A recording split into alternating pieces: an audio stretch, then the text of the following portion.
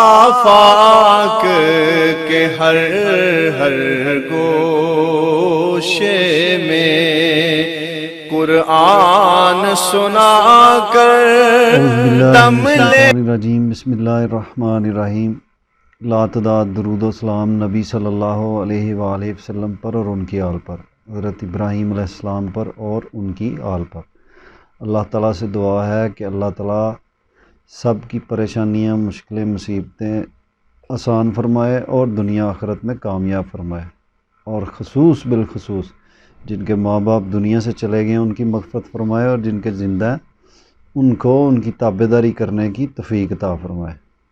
آج ہم شروع کریں گے سورہ نساء کی آیت نمبر 51، جس میں اللہ سبحانہ و تعالیٰ فرما رہے ہیں، کیا آپ نے انہیں نہیں دیکھا جنہیں کتاب کا کچھ حصہ ملا ہے، جو بت کا اور باطل معبود کا اعتقاد رکھتے ہیں۔ یہ یہودیوں کے بارے میں بات ہو رہی ہے، اور ان مشرکین کے بارے میں جو مکہ میں موجود تھے، اور کافروں کے حق میں کہتے ہیں کہ یہ لوگ ایمان والوں سے زیادہ راہ راست پر ہیں۔ مطلب کہ یہ اس آیت میں یہودیوں کے ایک اور فعل پر تعجب کا اظہار کیا جا رہا ہے۔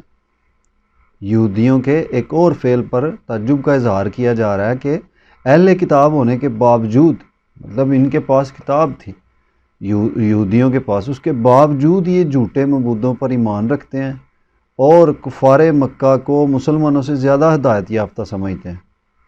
حالانکہ حدیث میں ہے کہ آقا کریم صلی اللہ سنن نبی داؤد میں یہ حدیث ہے، آقا کریم صلی اللہ علیہ وآلہ وسلم نے فرمایا، پرندے اڑا کر، خط کھینچ کر، ٹھیک ہے، بد خالی اور بد شگونی لینا یہ جبت سے ہیں، مطلب کہ یہ بالکل فضول اور حرام چیزیں۔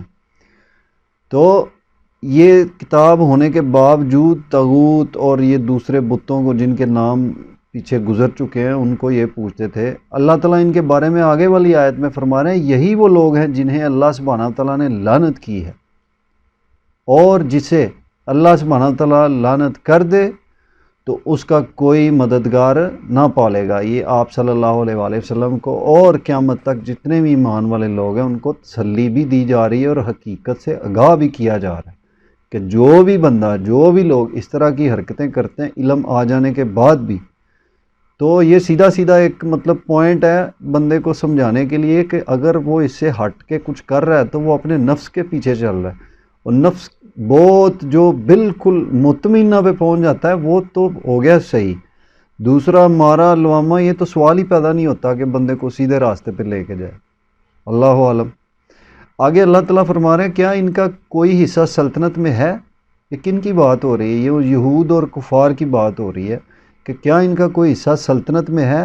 یہ کس سلطنت کی بات ہو رہی ہے؟ یہ سلطنت اس سلطنت کی بات ہو رہی جو اللہ سبحانہ تعالیٰ نے آسمان و زمین اور کل کائنات کا جتنا بھی علم اللہ تعالیٰ نے ہمیں دیا ہے، کہ اس سلطنت میں اگر ایسا ہو کہ اگر ان کا کوئی حصہ ہو تو پھر بھی یہ کسی کو ایک کھجور کی گٹھلی کے شگاف کے برابر بھی کچھ نہ دے سکیں گے۔ اگر ایسا ہوتا تو یہ اس میں سے کچھ بھی نہ دیتے۔ مثال کیا دی جا رہی ہے؟ کھجور کی جو گٹھلی ہے اس کا جو شگاف ہے بالکل بریک، جو کسی کام کا نہیں ہوتا، جس کو ہم کچرا سمجھتے ہیں کہ یہ فضول ہے۔ کھجور کو جب ہم صاف کرتے ہیں تو اس کا جو شگاف ہوتا ہے اوپر چھلکا، وہ پھینک دیتے ہیں کہ یہ کسی کام کا نہیں ہے۔ تو اللہ تعالیٰ فرما رہے ہیں، مثال دے رہے ہیں تاکہ ہماری عقل یہ چیز سمجھے کہ اگر اس قابل بھی یہ ہوتے تو یہ اتنا سا بھی ہمیں آپ کو نہ دیتے۔ یا یہ لوگوں سے حسد کرتے ہیں اس پر جو اللہ سبحانہ تعالیٰ نے اپنے فضل سے انہیں دیا ہے، پس ہم نے تو آل ابراہیم کو کتاب اور حکمت بھی دی ہے اور بڑی سلطنت بھی عطا فرمائی ہے۔ اس سے بڑی سلطنت اور کیا ہو سکتی ہے کہ اللہ تعالیٰ نے ان سے خود اپنے گھر کا خانہ کعبہ کی تعمیر ان کے ہاتھوں سے کروائی۔ اللہ اکبر۔ پھر ان میں سے بعض نے تو اس کتاب کو مانا اور بعض اس سے رک گئے، اور جہنم کا جلانا ہی کافی ہے کہ جو لوگوں کو ہدایت مل گئی، جو سمجھ گئے وہ تو بچ گئے، اور جو نہیں سمجھے، سب کچھ سامنے آنے کے بعد بھی، سمجھنے کے بعد بھی، تو ان کے لیے پھر جہنم کا عذاب ہے جس سے وہ کبھی بھی بچ نہیں سکتے۔ جن لوگوں نے ہماری آیتوں سے کفر کیا انہیں ہم یقیناً آگ میں ڈال دیں گے، جب ان کی کھالیں پک جائیں گی ہم ان کے سوا اور کھالیں بدل دیں گے تاکہ وہ عذاب چکھتے رہیں، یقیناً اللہ سبحانہ تعالیٰ غالب اور حکمت والا ہے۔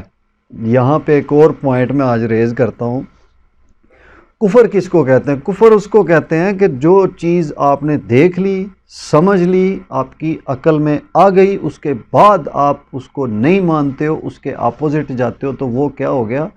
ہو گیا کفر۔ کیسے؟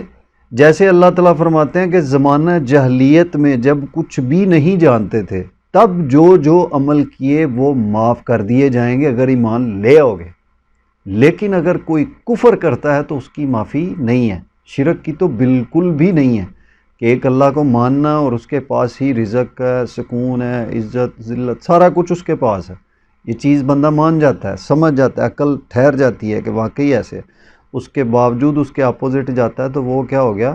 شرک۔ اللہ تعالیٰ سے ہٹ کے کسی اور کو ڈھونڈتا ہے اپنے سدے باب کے لیے، اپنے مسائل کے لیے، اپنی مشکلات کے لیے، اپنی پریشانیوں کے لیے، تو وہ کیا ہو گیا؟ شرک۔ تو کفر بھی اس کی مد میں ہی آتا ہے۔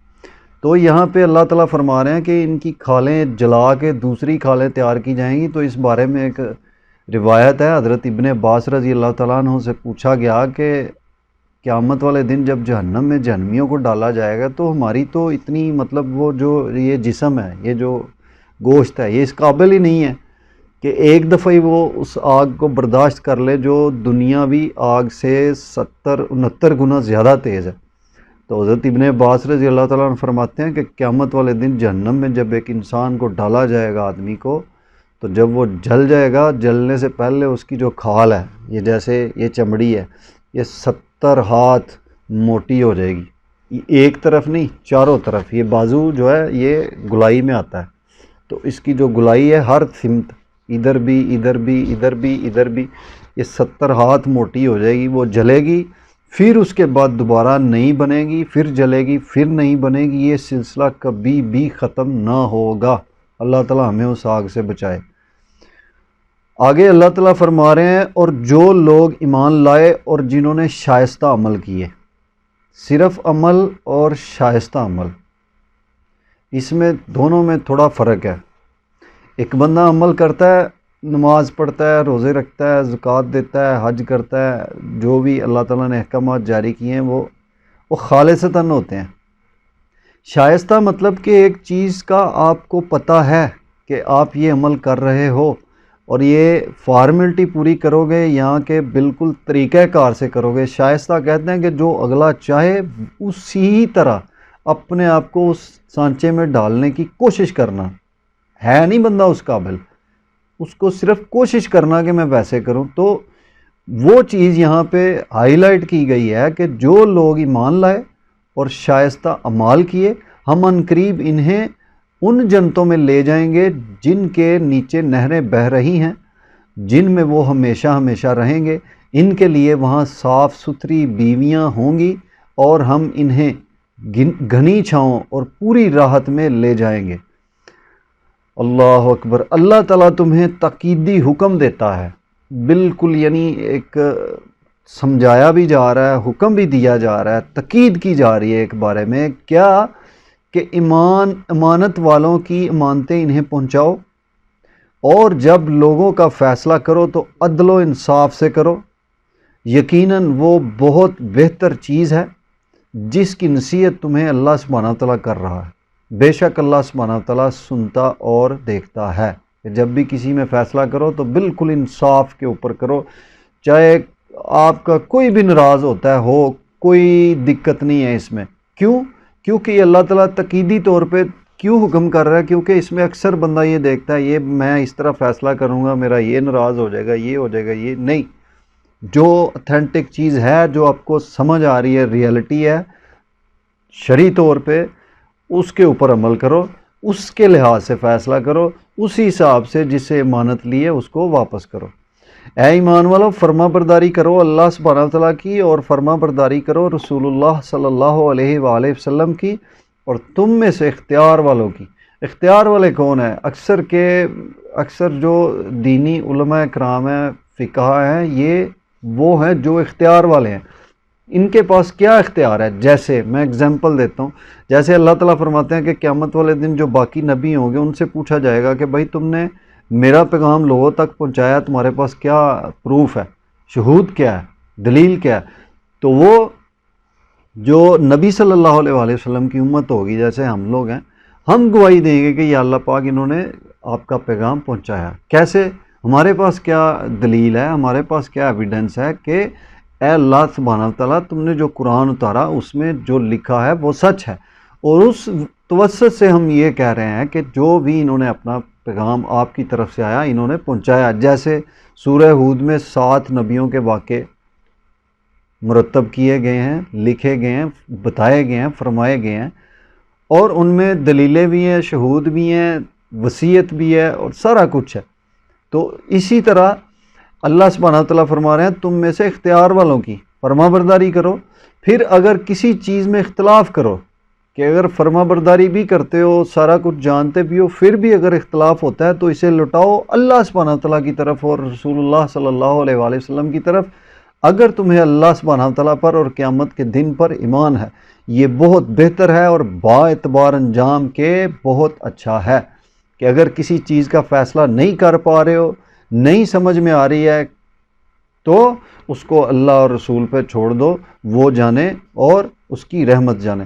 کیا آپ نے انہیں نہیں دیکھا جن کا دعویٰ تو یہ ہے کہ جو کچھ آپ پر اور جو کچھ آپ سے پہلے اتارا گیا ہے اس پر ان کا ایمان ہے، لیکن وہ اپنے فیصلے غیر اللہ کی طرف لے جانا چاہتے ہیں، حالانکہ انہیں حکم دیا گیا ہے کہ شیطان کا انکار کریں. شیطان تو یہ چاہتا ہے کہ انہیں بہکا کر دور ڈال دے. جو بھی عمل، جو بھی فیصلہ، جو بھی سوچ، جو بھی آپ کی تھنکنگ یا کچھ بھی آپ یہ دور حاضر میں کرتے ہو، وہ جو اللہ تعالیٰ سے اور اس کے نبی سے آپ کو دور لے کے جا رہا ہے، وہ یہ سمجھو کہ وہ سیدھا سیدھا شیطانی عمل ہے، چاہے کوئی بھی عمل ہے. تو اللہ تعالیٰ ہمیں ان چیزوں سے بچائے.